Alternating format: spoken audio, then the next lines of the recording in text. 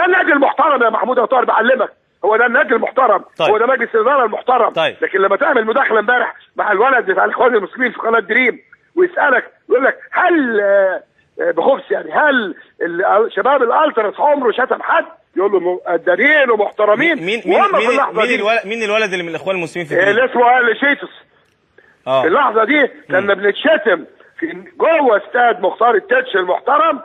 والاعضاء الجمعيه العموميه النادي الاهلي اللي كلموني، على فكره بعت التسجيل كله للسيد وزير الشباب وعملت بلاغ للنيابه العامه. لن نسمح. محمود يا طاهر هتجيب جماهير تشتم مرتضى وام مرتضى ومجلس اداره الزمالك، عندنا بقى جماهير تضرب بالجزم.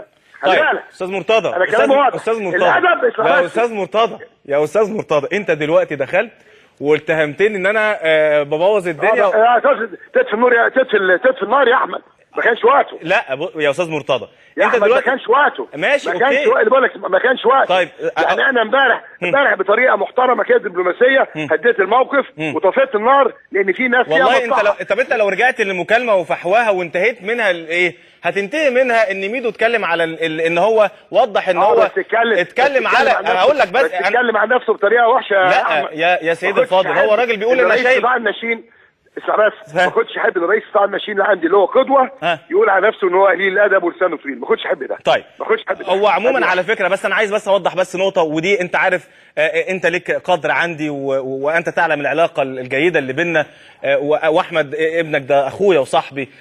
انت تعلم تماما انا لما باجي اشتغل شغل الاعلامي انا بتابع، مش بيبقى في غرض على فكره من ورا المكالمه ولا كل الكلام ده بس دي نقطه نظام حبيبي ان انا احطها. صدقني يا استاذ مرتضى، انا بقول لك معلش يا استاذ احمد، كل مقام مقال، ما كانش ده الوقت المناسب لان انا عندي نار مولعه، واخد بالك؟ في ناس عايزه تولع لخالد قمر وباسم ومعروف وديودار. انا بكلمك بصراحه، واحنا كلنا شفنا الصفقات المحترمه. تمام. لا انا بقول ميدو الشناوي صفقه كبيره. علي جبر مش واخد باله من علي جبر، مش واخد باله من معروف، من ابراهيم صلاح، من ايمن حفني، من احمد عيد. لا كلها صفقات طبعا لعبوا، كلها حاجه متميزه. اذا كنا عايزين نولع في فريقنا من دلوقتي، خلي بالك في الوقت اللي السفاله والتجرمه من عصابه اجراميه تاني بقول لي محمود طاهر لاخر مره هتتشتم امي في ناديك تاني، بقول لك لاخر مره يا محمود، ام مرتضى منصور الله يرحمها تتشتم في ناديك. كلامي واضح.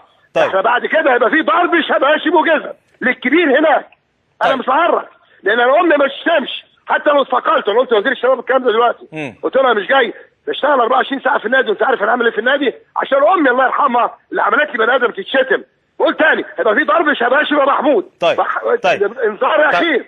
لو مرتضى منصور تاني اتشتمت جوه النادي الاهلي انا مش هتكلم معاها الصغيره الصيع بلطجيه. اهدى بقى، انا ما انت المسؤول قدامي. طب ممكن بقى تهدى بقى شويه عشان